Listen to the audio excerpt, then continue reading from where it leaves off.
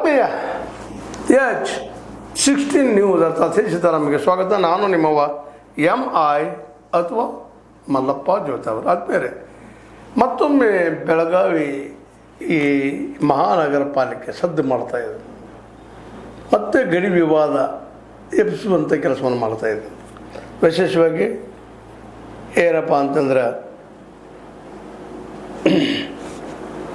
2005ರಲ್ಲಿ ಒಂದು ನಿರ್ಣಯವನ್ನು ನಮ್ಮ ಈ ಬೆಳಗಾವಿ ಪಾಲಿಕೆ ತೆಗೆದುಕೊಂಡಿದೆ.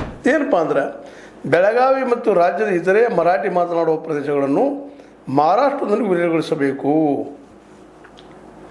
ಇದನ್ನೆಲ್ಲ ಇವತ್ತು ಸುಪ್ರೀಂ ಕೋರ್ಟ್ ಮುಂದೆ ಇಟ್ಟಿದ್ದಾರೆ. ಮಹಾರಾಷ್ಟ್ರದ ಏಕೀಕರಣ ಸಮಿತಿ ಅವರು ಇವತ್ತು ವಾದ ಮಾಡ್ತಾ ಇದ್ದಾರೆ, ಇಲ್ಲ ಅದು ಮಹಾರಾಷ್ಟ್ರಕ್ಕೆ ಹೋಗಬೇಕು ಅಂತ. ಈ ಒಂದು ನಿರ್ಣಯದಿಂದಾಗಿ ಅಲ್ಲಿಯ ನಗರ ಪಾಲಿಕೆನೇ ನಿರ್ಣಯ ಮಾಡಿದಾಗ ಸಹಜವಾಗಿ ಅದು ಪುಷ್ಟಿ ಸಿಗ್ತದೆ. ಹೌದಪ್ಪ, ಇದು ಬೆಳಗಾವಿ ಸುತ್ತಮುತ್ತ ಮರಾಠಿ ಮಾತಾಡೋರು ಎಲ್ಲರೂ ಮಹಾರಾಷ್ಟ್ರಕ್ಕೆ ಹೋಗ್ಬೇಕು ಅನ್ನೋದಕ್ಕೆ ಒಂದು ಆಧಾರ ಆಗ್ತದೆ ಇವತ್ತಿನ ಪ್ರೆಸೆಂಟ್ ಸಿಚುವೇಶನ್ದೊಳಗೆ.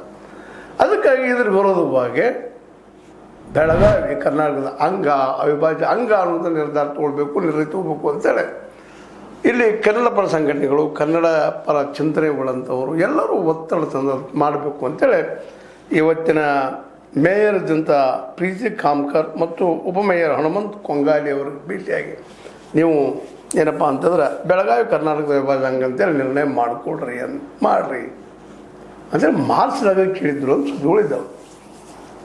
ಇದು 2005 ತೊಗೊಂಡ್ರು ಡಿಸಿಷನ್.